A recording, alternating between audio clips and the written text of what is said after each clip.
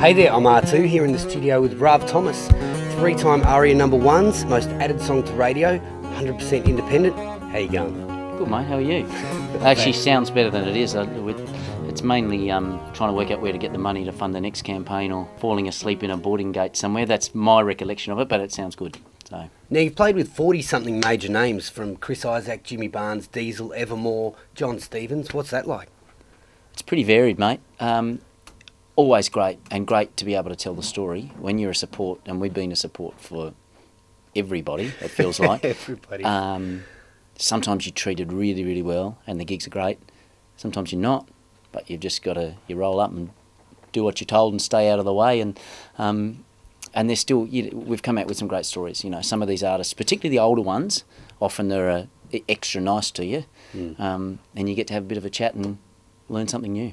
So have you got any particular stories? Now, it can be as good or bad as I've you got like. I've got some shockers that I'm not prepared to say yet until my career is finished, because it'll probably be the end of me if I do tell you the truth. So is there anything we'd be allowed to tell on Oh, television? I can tell you some of the good stuff. Guys like, we were talking before we came in about Ian Moss, who was just brilliant, who's happy to sit with you, chat with you, play with you.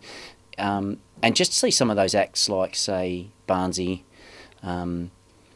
where they're just that good. And as a support act, you can say, you'll never be that good, like as a singer, or as they're just, same with Mossy as guitar player, like just extraordinary musicians. You've got to aspire to something. Yeah, and it's been, that's where it's really worthwhile. But it's also just a great thing to say, when you're an independent act and you're fighting to get attention, then it's a great way to get attention, because it gives you credit that you otherwise wouldn't have had. So. Yeah, right. So who else have you played with, if you want to... Oh, do we have long enough? I mean, we just did John Stevens and Noiseworks. We go next week with Tony Childs and Black Sorrows to Queensland. So that's the other thing. You get to do some really cool things. It's usually pretty hard, not to complain about it, but it is. They're often very hard. It's often a long couple of weeks. You're pretty glad to see the end of it once you're done. But they are great experiences. So what's the best thing about what you do? Oh, I think we've got a small but really dedicated group of people that are.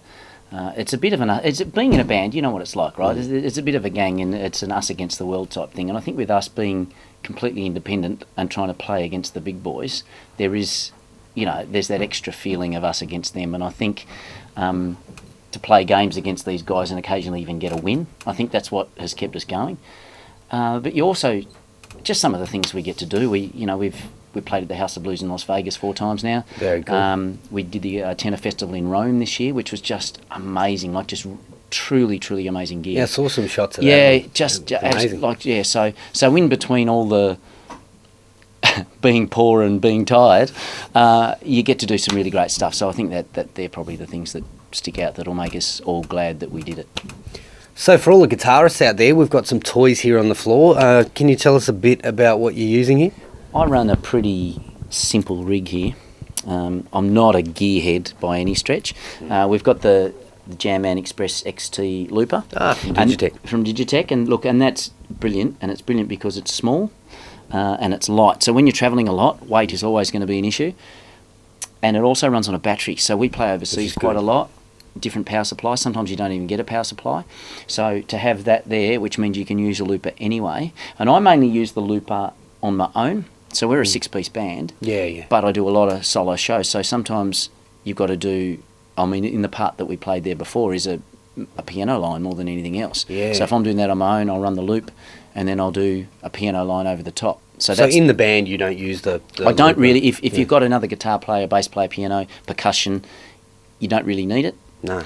But on your own, where you need more colour, you need more variation. And that's the same said for the chorus. So we've got the Digitech Lux chorus. Yeah, the Lux. Great looking pedal. Everyone always asks about that one. Yeah. But same again, that just adds a little bit of extra colour. So if you're playing by yourself, you might use that as the second sound over the top of the loop.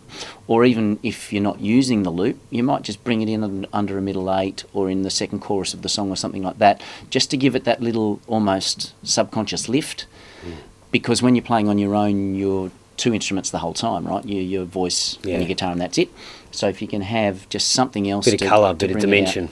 Yeah, Yeah. exactly. Oh, there is a Korg pitch black tuner there. The pitch black tuner, best one because you can just, you hit it, play all the strings. If you can hear something's not right, but you're not sure, in a noisy environment, you just give it a quick flick. So you actually use that. You actually use the Absolutely. polyphonic. This is actually the polyphonic tuner.